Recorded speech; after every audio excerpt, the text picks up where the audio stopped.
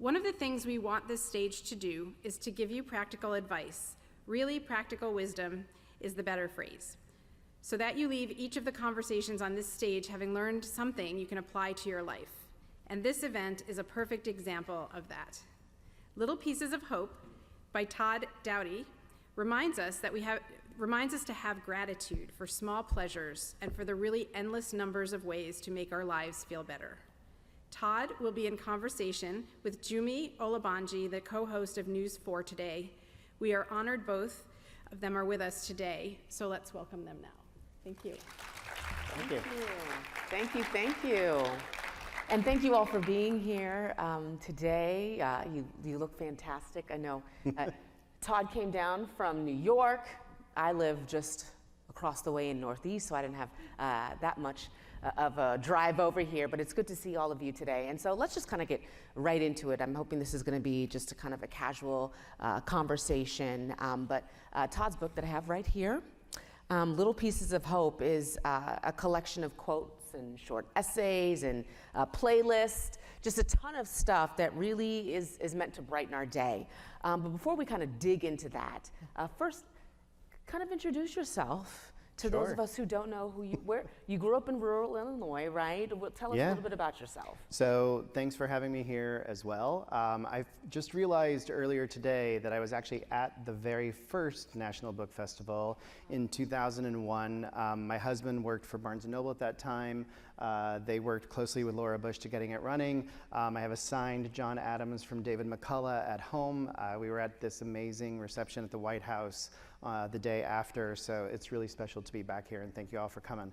I grew up in rural Southern Illinois. Chicago is here at the top of the state. I'm from down here at the bottom of the state where it comes to a point. Go Carterville Lions. Grew up in a little town there. All of my family is still there, and I would say it was a great place to grow up, and I love going back. Was back there last year for the first time since the pandemic. Went to college there at SIU Carbondale, go Salukis, if any of you know. And then 3 days after graduation, my best friend and I packed up a U-Haul, and the plan was always to go to New York. So I worked for a little while at Walden Books on Wall Street, and then a friend of mine, Jerry Krasner, said to me, you can talk to a wall and you like to read and you should probably go into publishing. And I was like, okay. And she said, I have a friend who works at Random House and there's a publicity assistant job opening, and you should go on the interview. And so I did. I didn't know what publicity was, but I sure knew what Random House was and the authors that were there. So for this book nerd, getting that job and tricking those people into hiring me gave me the rest of my professional life. So I've been in publishing for the past 24 years, and now I head up the publicity departments for Doubleday, Knopf, Pantheon, and Vintage. And I work with a wide array of authors, one of whom is Candace Millard, who is right now in the history room talking about her new book, River of the Gods. Yeah. Okay, so there's a lot to even just know about you working in publishing. Sure. We'll get to that in a little bit because Okay. it's such an interesting perspective. But so talk to us about this book. Sure. I mean, you said it briefly a second ago, since the pandemic, right? And I feel like so many of our sentences these days are since the pandemic, before the pandemic. We're still in the pandemic. But where did this book come from in the pandemic? Was it something that you had been thinking about before the pandemic or that came about during the pandemic? It was a lightning bolt that struck on March 11th, 2020, which was Wednesday. I will say that you can not be in an unprecedented global pandemic and read this book. You don't have to have that happen. But as it did, I was on the train home that day from Random House. And for some reason, I was sitting there looking out the window, and I thought, I'm going to make a list of happy-making things in a difficult world. And so I typed it into my phone, I put it into my Instagram with a photo of New York City that I loved, and hit share. And then friends and family, and then a couple of strangers responded positively to the list. And so I kept going and going and going. And the original thought was just to do like one a day. And that's kind of how I started. And then it grew into, luckily for me, the book, which now, as you mentioned, spans playlists. There are about 50-ish lists included. There are some special editions. There are a couple of lists called Things You Might Consider Doing Today. And then there are 16 different essays on everything from my love of red velvet cake, to growing up in a small town, to taking the leap, to my favorite teacher, to how you should live your life like Mary Bailey from It's a Wonderful Life, and assorted other things. So it really started from there. Yeah. What was it like gathering all of that content, those lists, the playlist, those Sure. thoughts during 2020, Yeah. which was such a dark time in many ways, and there was so much going on, especially in New York City, which was, essentially ground zero for the pandemic in this country. Well, we were home. Our office closed on Friday the 13th. We didn't go back for a year and a half. So what I started doing with the lists every night is I'm sort of a pack rat. So I collect postcards and articles that I've ripped out of magazines. We have a ton of books in our house. And then every night we would eat, we would watch Jeopardy. There would probably be an adult beverage poured and consumed. Yeah. And then I would go down what I call the rabbit hole of happiness, which is I did all of the lists here on my phone notes. every night. Yeah, And yeah. the notes. So how it came about was the first list, which I'm happy to read if you'd like me to. Yeah. It kind of came from memory of things that I love. And then what I would do is we'd be in the car, I'd take a screenshot of a song that was on the radio that I hadn't heard in a long time, or I'd be reading the newspaper and I'd save an article. And so those things kind of worked themselves into the lists every day. But this one, Good read. sure, is that the very for us. first. Okay, so happy making things in a difficult world. New York City. Fat goldfish, a really good burger, long walks, your foot sticking out from under a blanket in order to find some cool air. The music intro to NPR's All Things Considered. Short naps. Times Square, late night in the rain. Sondheim. Someone forgiving you. Someone believing in you. A really bad DJ at a wedding turning into a really good DJ at a wedding.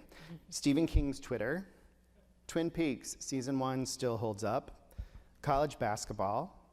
An unexpected phone call or text from someone you haven't talked to in a while but just thought of moments before. An old gray muzzled dog with happy eyes. Any movie of Katharine Hepburn's, especially her entrance in The Lion in Winter. A small piece of chocolate that leaves you wanting for more. Ella Fitzgerald's version of Irving Berlin's Blue Skies. Side note, if you have not heard that song or haven't in a while, dig it up. A long road trip on a crisp fall day when the leaves are just post-peak and there's a scent of wood smoke in the air. An extremely green grasshopper. Lin-Manuel Miranda. The whistle of a train.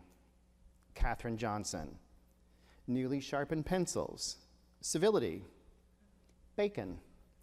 Eudora Welty's One Writer's Beginnings, freshly cut yellow tulips, the painting Paris Street, Rainy Day, the trip home, and finally E.L. Konigsberg's From the Mixed Up Files of Mrs. Baisley Frankweiler. So the lists are all pretty carefully curated. They are everything from, as you saw, books to paintings to articles to memories and feelings and recipes.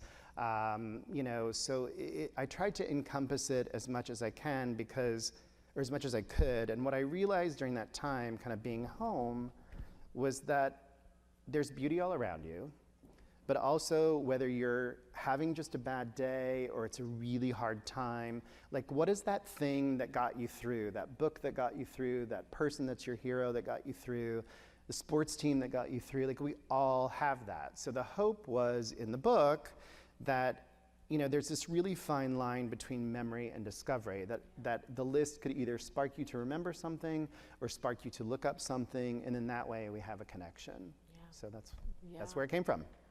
I want to talk about putting it together, right? Sure. You put these lists together, but obviously you put a book together. What was that like as somebody who works in the industry? Did you just walk into work one day and said like, yeah, so, you know, I'm a publicist, I'm gonna help these authors do their thing, but hey, I also wanna do this. How, like, how did that happen? No, I did not consider this ever happening in my life before. I was very, very lucky that this came about. You know, I worked on the lists each night, and then the process of putting the book together is something that I stupidly did not quite understand.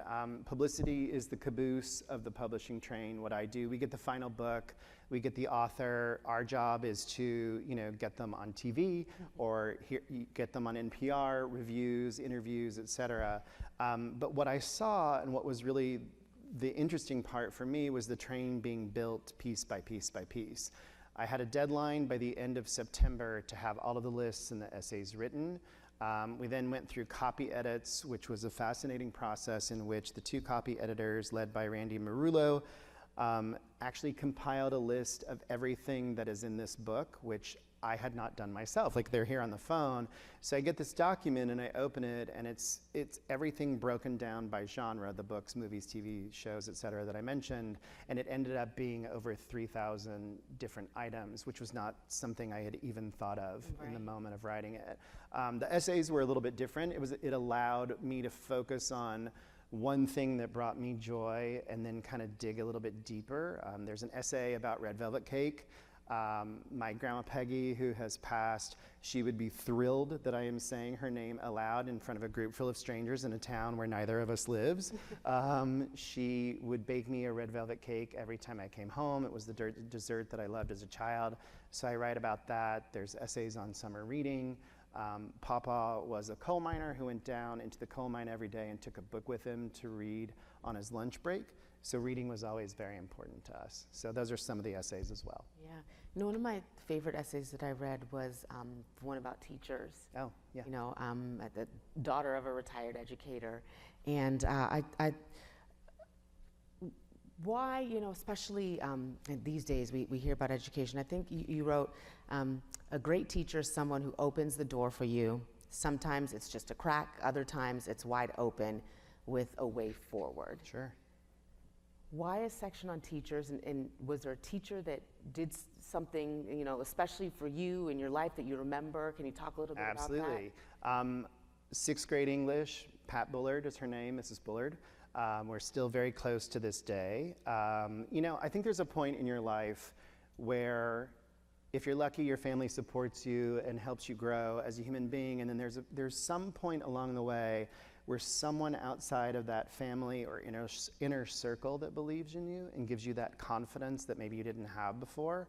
I think for Mrs. Bullard, it was opening up the world of books, opening up the world of reading.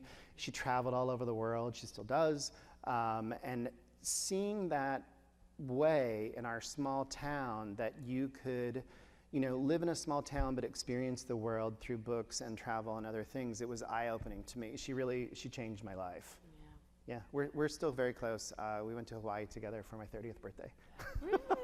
Oh, that's awesome. I'm Facebook friends with my 6th grade teacher. I am. We are. So you call your book a daily devotional of delight. Yes. Is this something that you want us to read every day? I mean, why? Tell me what that means. So my mother is probably the only person who has read this contiguously, cover to cover. But as you can see, it's individual lists throughout, designed by Sabrina Bowers at Penguin. She did a great job. I wanted different fonts, different font sizes. Josie Portillo did the amazing art in the book. There are 30 commissioned pieces from it. I think that a page a day is the way to go. You know, there's a lot in each list. There's usually 30 to 50 items. It's easy to digest in that way. Good bathroom book if you need one. Like, you know, so it can be done daily, or you can pick up sections at a time. You can dip in and out. Yeah. Why do you think hope is so important, right? Sure. Little pieces of hope. Happy making things in a difficult world. And the world has been difficult in so many ways, especially over the past few years. And so why do you think we need something like this? Yeah, I mean, I think again it goes to that thing of life can be hard, life can be difficult. I think you can be having, as I mentioned, kind of a regular battle day or going through a difficult time in your life. Touchstones are important. You know, a friend of mine once said that we all carry an invisible bag of rocks. You don't know how big mine is, I don't know how big yours is, you don't know how heavy it is, but we all have that. And I think that sometimes the only way over is through, and there are things that help you cross that bridge from one side to the other. Yeah, yeah. How many people would you say are in this, contributed to this? I mean, I know it wasn't just you. You said you put it up on Instagram or social media, but you know, how much of a group effort was this, if you will? I didn't include anything that wasn't my own. Okay. So there were people that wrote things in the comments. There also, one of the things that I say in the intro, there might be things in here that you and I do not agree on, that you don't like. So cross it out, or start your own list, or find something else that brings you joy. It was just great to kind of see the reaction in real time on some of the comments of things that other people thought. And I would look at them and go, oh, I should have thought about that. Like, that was a good one. But I didn't steal anything, I promise. And one of the other types of the list is called things you might consider doing today. Yeah. So I can hit one of those. Yes, and I had that Okay. marked right Wait, here. What page do you have? All I right, have 139. All right, sorry, I hit the Yes. wrong page. Bear with me. Nope, no worries. I had 159, but This is my Uncle Dennis, who's also featured in the book, calling right now. I'm sure to see how this is going. probably forgot what time it was. Exactly. No, but up here on 159, you know, 159. so I like this, things you might consider doing today. Clean the oven is the first one, which is There we go. always, you know, that's one of the ones you say, I probably don't, I'll probably cross through that one, because cleaning the oven is not it, but you have it here. Sure. Okay, clean the oven. Subscribe to a new magazine. Plant a plant. Plant an intention. Teach your kids the lyrics to They May Be Giants recording of Birdhouse in Your Soul. Have a second cocktail this evening. Pick any direction and take a long drive. Reorganize the bookshelves. Organize your passwords. Read the Shel Silverstein poem Falling Up. Listen to the pianist's late evening set on the Marie's Crisis Facebook page. Marie's Group is what it's called. Have a big dinner. Call your college roommate. Check on someone who wouldn't expect you to do so. Help someone who needs help but hasn't asked. Follow the advice of Prince and jam out to Let's Go Crazy. Put on your Halloween costume to take out the garbage. Put up some Christmas lights. Search on YouTube for Lin-Manuel plus Vanessa wedding video to see the greatest wedding reception surprise ever. Get rid of the bathroom scale. Take a hot bath by candlelight. Let go of a grudge. Donate to the North Shore Animal League. Watch all of the Friends Thanksgiving episodes. Watch the Cheers episodes, Thanksgiving Orphans, Season 5, Episode 9, and relish that last scene. If you know, you know. Bake a Duncan Hines chocolate cake, cover it with vanilla frosting, and then eat 2 slices. Listen to Otis Redding's recording of Sitting on the Dock of the Bay. Then take a deep breath, because there is still so much goodness surrounding you in the world. And then rinse and repeat after me. Chart your own course. Yeah, you know, yes. And it's funny because when I was, you know, going through this, I really kind of, and that's why I had this page kind of marked off, because I did some of these, right? All in one day. I did organize my passwords, which were a mess, and so it was good to kind of put them all, and that probably exposes me to something, I don't know. But I put them all in one kind of place and put them together, and I did call a college roommate, which I thought was interesting, because in the days of social media, you feel like you keep in touch with people just because you're watching their lives online, but really I hadn't talked to her in a long time. And so I did intentionally call her. And then that just led to so many moments and conversations and learning things that were going on in her life that obviously she wasn't posting online. And so then, like, how can I be there for you? You know, and so it was just really intentional, which I probably would not have done because, once again, when you're looking at people's Instagram, you kind of feel like you're keeping up with them. And so is that kind of what you wanted with this book, for people to just kind of find things to do? Yeah, I mean, to go back to growing up in a small town, you know, we're a town of 8,000 people. My stepdad is one of 10 children. There are 37 first cousins, if I have that right. So we all grew up together. My parents are still in town. My sisters are a couple of miles away from them. The grandkids are all there. That connection is really important. I think, again, we've all sort of learned that during these past couple of 2.5 years. And you know, there's a story in the Small Town Essay that my grandparents, I gave them an answering machine one year for Christmas. This is many, many years ago. And I was so excited. And they were just completely puzzled by this. And at first I thought it was, oh, they don't know how to use it. So I set it up and we start talking about it. And they were just like, no, we don't need this. And I said, but you do. And you know, if I don't get a hold of you, I can leave a message for you and call you back. And she said, well, that's just the point. They'll just call back. Like, we'd rather talk to someone than listen to a message, and they'll just call us back. So the connection was always there. Again, I think it's more important than ever. There are playlists in the book. Yeah, lots of playlists. Yes. Which one is your favorite, or what's on your playlist right now? There is, on my Instagram, I made a link of the first playlist, I believe, which is sort of a slow dance playlist. There's a Christmas playlist. There's a Time to Make the Donuts playlist. Some of the songs are repeated from the list just because they're favorites, some are not. I tried not to have too many things that duplicated themselves. You will see multiple Easter eggs for Lin-Manuel, for Jacqueline Onassis, for The Simpsons. There are other things that kind of crop up, but it had to be in a different way in order for it to make the cut. And the playlists are part of that too, so, yeah. What is, if you were to do something from this book today, Sure. or your piece of hope today, what would it be? What's something you need today from this? Yeah, so I would probably, let me just look here. There's one that's an individual on here. Bear with me. That's more Randy than me. Okay, so during the pandemic, at the very beginning, I had not watched Schitt's Creek because I thought it sounded terrible about this rich family moving all their money and moving to a small town, like being from the rural Midwest. Like, nobody needs to make fun of the rural Midwest. Like, that, you know, I was like, I don't want to watch this. But we did, fell in love with it. It was one of the happiest moments at a very dark time. So there is a page separate that you can see here, Noah Reed's recording of Simply the Best, and if you've watched the show, you know where it shows up. So I'd probably listen to that today. That's what I would do. Yeah. The other essay that I liked, if y'all don't mind, I was gonna read a little one called Live Like Mary Bailey. So in my house, my parents are huge Hitchcock fans, and Jimmy Stewart was just it for them.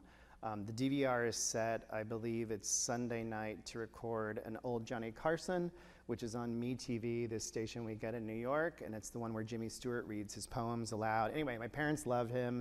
They are It's a Wonderful Life fans. There is an old poster. There is artwork from the show that we've bought my parents over the years.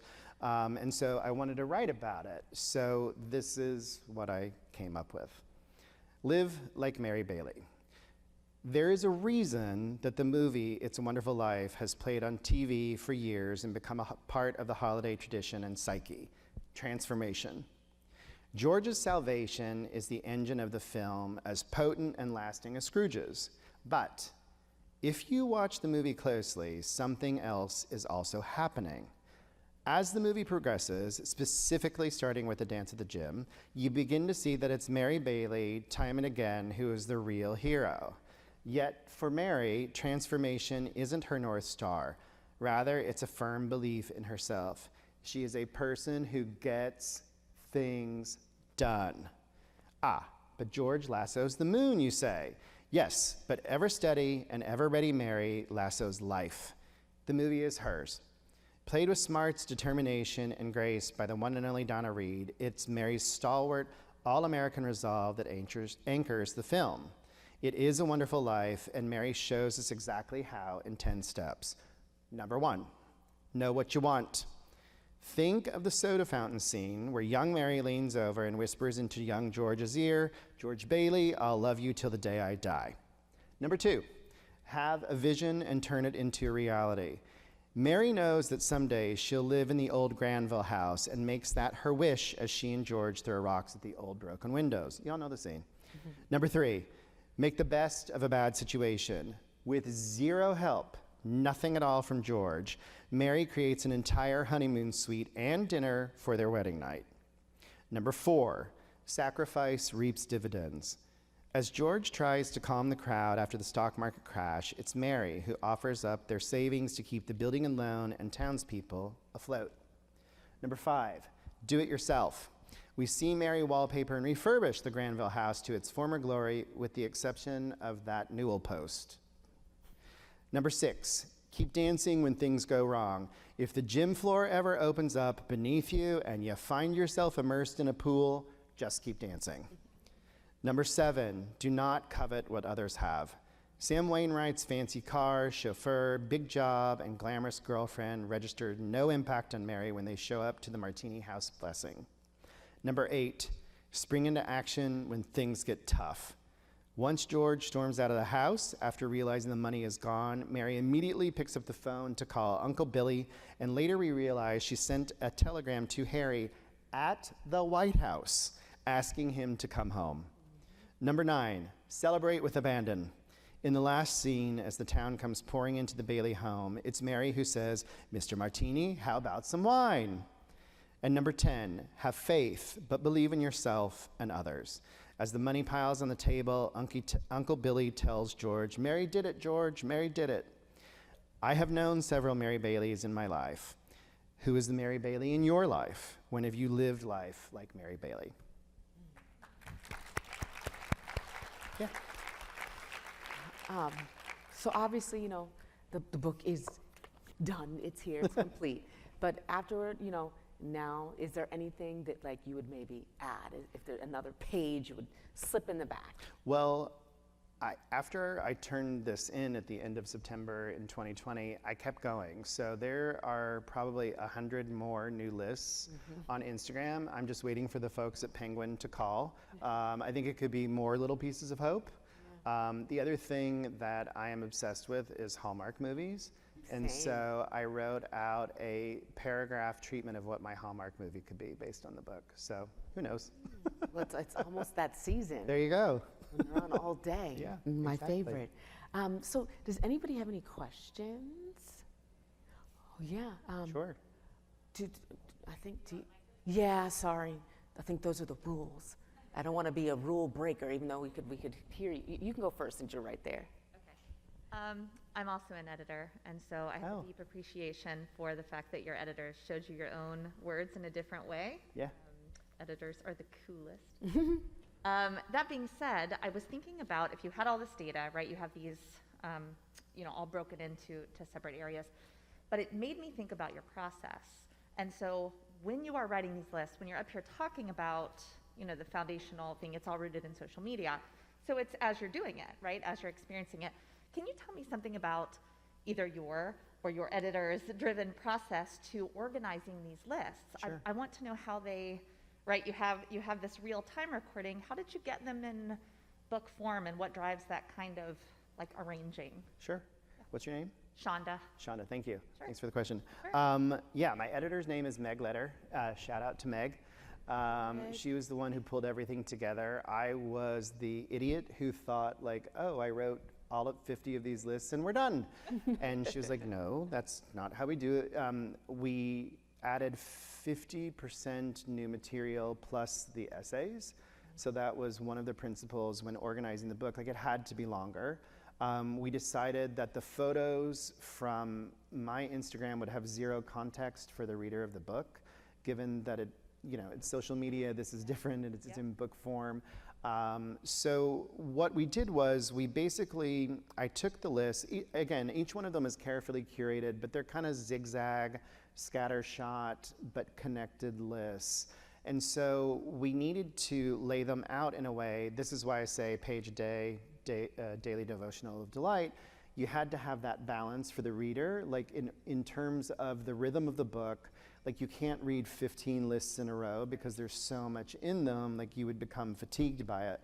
So we then would pull separate things out. You'll see individual quotes or pieces on a page. Right. Like one of them is the fact that the Wicked Witch's death is never explained but readily accepted. That was one of the things from The Wizard of Oz, which I love. Like, she's gone and no one questions this whatsoever at all. So we pulled that out. And so it became really a process of looking at it from the design angle in terms of the lists themselves and then the rhythm of how it needed to be broken up for the reader. Great. So even organizing the items in the list. Yeah. Did it stay true to? Some of them we moved around. Some of them didn't quite translate when I was looking at them, so I pulled out a few. I added a few new things in, but they're pretty much as they are, but they're not in the order that they were done in real time. Right. So that's kind of the balance that we created. Thank you. Yeah, sure. Great question. Thank you. Hello. I am Mary Bailey. I'm TK, Hi. Tanya Kinlow. Nice I to meet love you. What you read. It felt to me like all self-care. Like that's what I got. My sister and I were sitting, we both said, Oh. after your essay. I am also an author, and my new book is going to come out in a week or in a month or so. But Congratulations. thank you. And I'm an independent author, which Sure. is hard in my culture, in this market, in everything. I write on inspirational things. I'm writing on the universal laws of the universe. Like that feeling of inspiring Sure. and helping and like what you do. So I just want to know how you can help me do what you do as well. I would love to, I've written 7 intentions and mindfulness and meditation, and I get from like your reading that essence is not just, I wouldn't do a third of the things on the list, but they remind me of my childhood, Sure. of nostalgia. So really what you're given is love and comfort. Thank And you. I for that. love that. Thank you. That too. Well, good luck to you with the publication. You know, we can grab me after. We can chat about separate things, kind of like publicity and that sort of thing. That's Yes. my bailiwick, but I'd be happy to chat with you. But I really just love the feeling. Oh, And thank you. You do that for everyone. I just, thank you. Thank you Yeah, very much. no, I appreciate yeah, it. Yeah, and it is self-care. It is you know, at the end of the day, when you kind of break it down, I agree with that. It is, you know, because even myself, like that one list that I've read, and I was like, you know what, let me call Gina, and I called her, and it did make me feel good. And is that what you hope people kind of walk away with? Yeah, I do hope that. You know, one of the essays is called That Song. And I write about, I went through a very bad breakup, and there was the song that got me through. I think that we've all had those moments. Or you have a song that's associated with a person in your life, or that was the first dance at your wedding, or was from a high school dance, or whatever that thing is. That's the connection that I hope for. I think, again, it goes back to that sort of distinction of memory and discovery, and that's what I hope that me writing the book and you connecting to it, like we're not together, but there's still a conversation that's happening. Yeah, Yeah. for sure. Hello, Hi, my name is Pearl Peebles. Nice to and meet I'm you. a comedy cookbook author. Ah. So it's a different genre for me. I published my first book 5 years ago. It's on Amazon. My brand name is The Uncensored Home Cook. okay. I finished my second book last October, copyrighted it, but since then I've been just submitted to literary agents. So it's coming up on a year now. I haven't got any bad feedback. It's just things like, you know, I go and find the literary agent, and they'll say something like, they have comedy cookbook, but when I send a query letter to it, then they're like, oh, this is not a fit. So I guess my question is, I have a different type of writing, where it's a 2-for-1. You know, it's a lot of short stories, but all of it is a subject line in each chapter. Like it might be high-risk recipes. Sure. And it's, it might be something about diabetes, but I managed to connect that recipe and the lesson learned, so it's a 2-for-1. You can laugh and you get a recipe at the same time, even if you don't feel like cooking. You can get a quick laugh, because a lot of people don't like to just read for long periods of time. So I'm just trying to figure out how long should I wait for a literary agent? Because see, the second book to me is the first one was self-published. And I really want to publish the second one, but it's so many restraints when you self-publish. Certain things you can't do. I can't, Sure. my book won't be in Barnes and Noble. I can go in Barnes and Noble and order the book or on Amazon, but I can't. So I don't know how long I should wait for a literary agent, because There- it's a good book. There are, you know, you can go down the self-publishing road and you can go down the literary agent road, and both have value. I think that it can be very difficult to find the right literary agent. There are great resources like Writers Marketplace and Publishers Lunch. Publishers Lunch is one of the best because it lists agents and what they are looking for, and then when you click on the link to the agent, it explains the query process, how to submit, what they're looking for specifically, like someone who's looking for a cookbook, and that can be extremely helpful. I think the other advantage to having a literary agent is those folks have connections at the houses and know the editors Right. who are going to buy and who might be interested Right, in your right, project. right. But it does sometimes take a while to find that perfect love match or dance But should I be partner. writing a will or something while I'm sorry? Should I put a will in place while I'm waiting for a literary agent? You know, because you know, the thing about it is like, you look at it like, okay, well, literary agent, you know, you working for me. Right. The thing about it is your bio says everything. And I submit it to you, and then you say it's not my, well, then why would you put humor? Why would you put cookbook? Why would you say I'm looking for something nonfiction, exciting? I've given you all that, and it's Right. very inspirational, because I said my type of book is like you were saying, the last couple of years has been such hard on people, and what had got me through a lot of the things is looking at the Golden Girls comedy to try to get myself away from the news and things Sure. like that.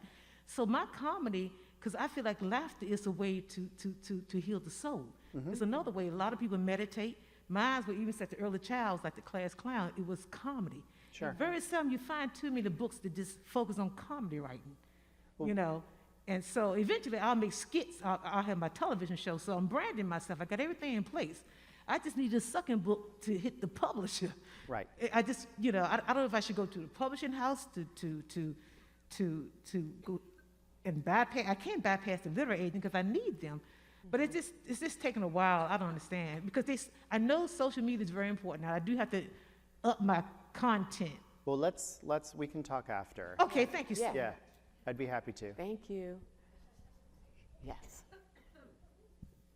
Did you gain any insight about how to promote a book by writing your own as you were writing it? Did you gain any insight on your day job, so to speak? Good question. And also, are you doing your own promotion, or like a doctor, can you not operate on yourself? You have to have someone else. The doctor is not allowed to operate on himself. I have a great publicity team at Penguin, and they have been absolutely amazing.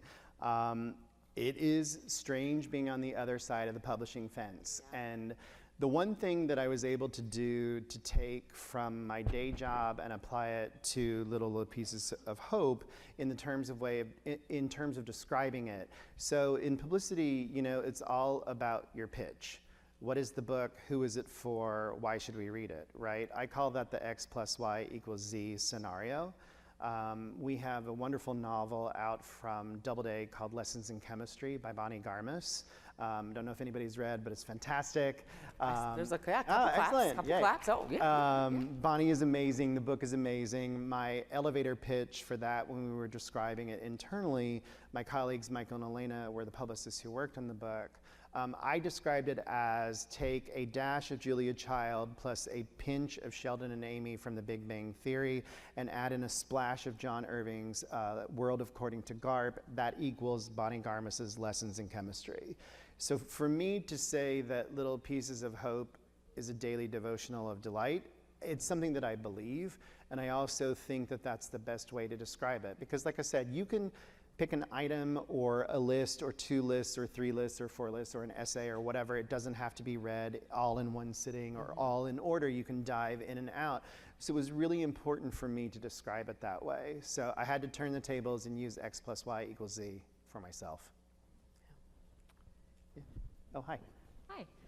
This is a question regarding the lists. So when you were writing them, was Yeah. it used sort of as like a compliment to feeling good and good feelings, or was it to combat sort of pessimistic ideas? And like, was it sort of more for the good or more for the bad? How would you put it? Well, my husband would tell you that I'm not always the cheeriest person if he were here today. So I would say it's a mixture of both. You know, it was interesting when thinking about the book. So I mentioned from Mrs. Baisley, from the Mixed Up Files of Mrs. Baisley Frankweiler. Well, I had Uncle Dennis, who was placing the phone call while I was up here, gave me a hardcover of that book when I was a kid, and I swear to God, it's the one reason why I wanted to move to New York City. If you haven't read it, or you haven't read it in a while, which I hadn't until I started doing the lists, it is perfect, and it was written in 1967, and while the world in the book is very different, you know, Jamie and Claudia rent a P.O. box at Grand Central Station. Well, that's long gone, you know, or they go to the automat, or there's a fountain still in the middle of the Metropolitan Museum of Art where they take coins. That's long gone too, but the story still holds. And, you know, what I found I was doing during the pandemic, I read a lot for work. But I went back and read a bunch of stuff from when I was a kid, like Blubber by Judy Blume, Mrs. Baisley Frankweiler, as I mentioned, and then there's an essay about Templeton the Rat from Charlotte's Web. I went back. That novel is still perfect. I don't know if you know this in the room, but Eudora Welty wrote the book review for Charlotte's Web in the New York Times back when it was published. And that in and of itself is a thing of beauty.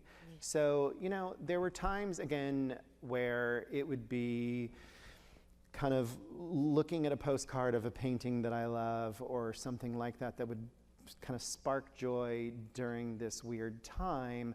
But again, like if it was just sort of a crappy day and you need to pick me up, like you're going to put on your favorite song, you know, so there was that balance. But I think that's a lot of life.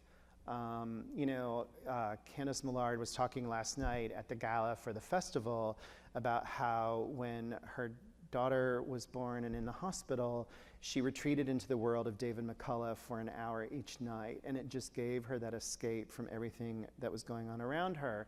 And it was a very moving part of her speech to hear, because I do think that we all look for that escape hatch, you know, and again, it can be anything. It can be, you know, sports or movies or books or TV shows or whatever.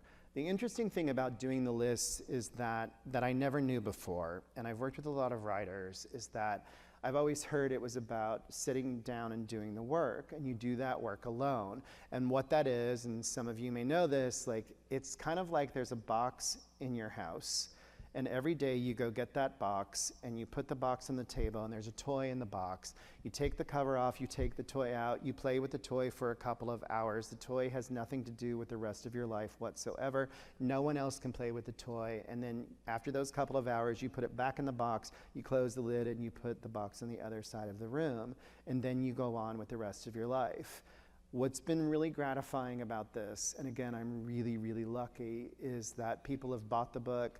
People have reached out about the book and talked about how much they liked it, or things they didn't like, or you know, things that brought up memories for them, and that's been kind of the biggest joy, because for so long it was just me in that box. Thank you. Thanks. Thank you. Well, that's probably the perfect place to leave it, Okay. because we've got about 30 seconds left. So, well, thank you all. If we could give Todd a round of applause. Thank you all. Thank you, Jimmy, for doing this. Yes. Thanks for coming. Yes, and so the book, Little Pieces of Hope, you'll be in Hall C, lower level, in about 25 minutes at 3:30 for book signing. Yes. So you can head down there, and we thank you all for coming. Thank you. Thank you so much.